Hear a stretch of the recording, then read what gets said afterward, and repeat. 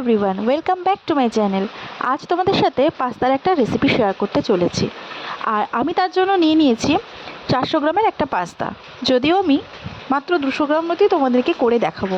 তো তার জন্যই প্রথমে আমি একটা কড়াই নিয়ে নিয়েছি, তার ভিতরে জল দিয়ে পাস্তাটাকে খানিকটা সেদ্ধ করে নেব। আর পাস্তা কিন্তু সেদ্ধ হতে বেশ অনেকটাই টাইম লাগে।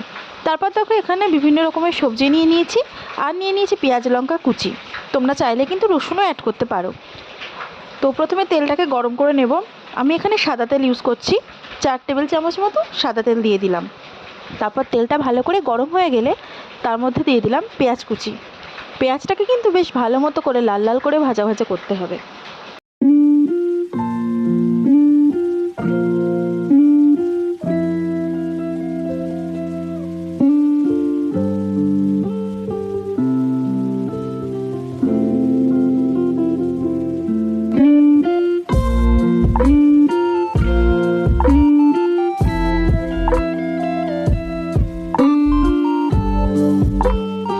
পেঁয়াজটা বেশ খানিকটা ভাজা হয়ে যাওয়ার পর তার মধ্যে দিয়ে দিলাম ক্যাপসিকাম কুচি। ক্যাপসিকাম আর পেঁয়াজ দুটো একসাথে ভাজা করলে কিন্তু ভীষণ সুন্দর একটা গন্ধ বার হয়, যেটা পার্সোনালি আমার খুব ভালো লাগে। আর ক্যাপসিকাম আমার খুব পছন্দের একটা সবজি। তোমাদের কেমন লাগে সেটা অবশ্যই কিন্তু জানিও। তো ক্যাপসিকাম আর পেঁয়াজ বেশ ভালো করে ভাজা ভাজা হয়ে গেছে। এর মধ্যে আমি এবার অ্যাড করলাম আলু।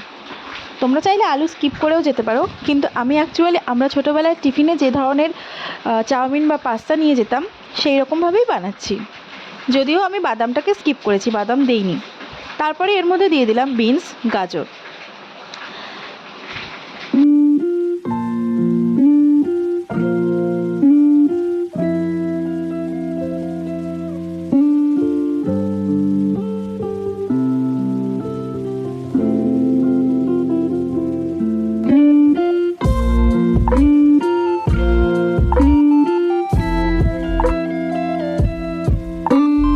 ভাজাটা যখন হবে তখন তার মধ্যে 1-2 কোয়া রসুন তোমরা কিন্তু এইভাবে গ্রেট করে দিতেই পারো, তাতে টেস্টটা আরও বেশি এনহ্যান্স হবে।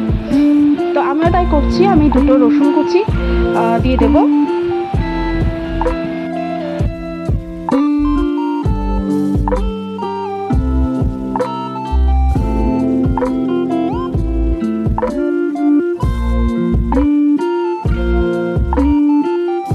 এরপর এর মধ্যে একটা ডিম অ্যাড করব।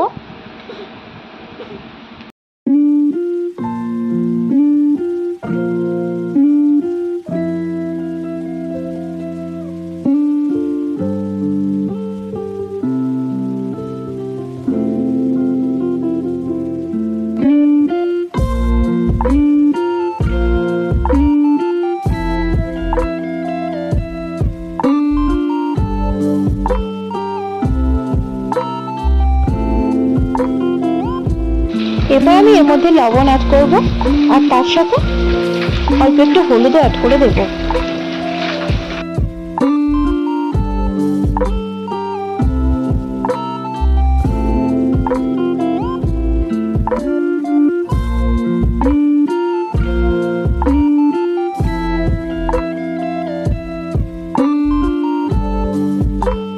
তার সাথে সাথে অ্যাড করে দিলাম কিসামের টমেটো সস।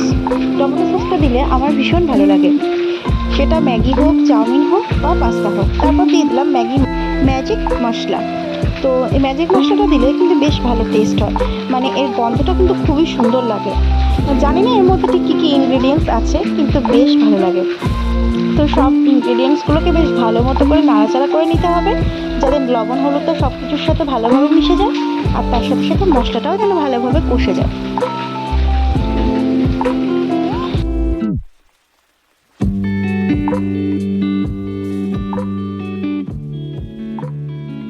তারপর আমরা ভাপিয়ে রাখা যে পাস্তাটা ছিল সেটাকে অ্যাড করে দেবো। আর তোমাদেরকে বলে রাখি একটা কথা, পাস্তা কিন্তু সেদ্ধ হতে অনেকটা টাইম লাগে। যদি মনে করো যে গ্যাসে কড়াইতে করবে তাহলে কিন্তু বেশ অনেকটা টাইম লেগে যায়। চাইলে প্রেশার কুকারে একটা সিটি কিন্তু দিয়েই নিতে পারো। আমি কখনো কখনো প্রেশার কুকারে সিটি দিয়েও নেই। তো পাস্তাটা অ্যাকচুয়ালি সেদ্ধ হতে চায় না, অনেকটা টাইম নিয়ে নেয়, তো সেই জন্য বললাম। তো তারপর পাস্তাটাকে অ্যাড করে দিলাম। এরপর বেশ কিছুক্ষণ নাড়াচাড়া করে নিলেই রেডি গরম গরম পাস্তা। তো আমি তো এইভাবেই পাস্তা বানাই, তোমরা কীভাবে পাস্তা বানাও সেটা অবশ্যই জানিও, আর এইভাবে ট্রাই করে দেখতে পারো, ভীষণ ইয়াম্মি খেতে হয়। তো আজকের মতো এখানেই শেষ করলাম, দেখা হচ্ছে নতুন কোনো ব্লগে। টাটা।